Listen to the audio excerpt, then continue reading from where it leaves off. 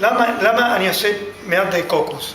זה נדבק על הריבת חלב. אם אני רוצה לעשות משהו תעשייתי, זול, שיחשבו שבצד זה מלא, קודם כל אני שם סיר קטן עם מים וטיפה ריבת חלב, מגלגל, אז אם זה הולך לקוקוס, אתה רואה את הכל מלא קוקוס.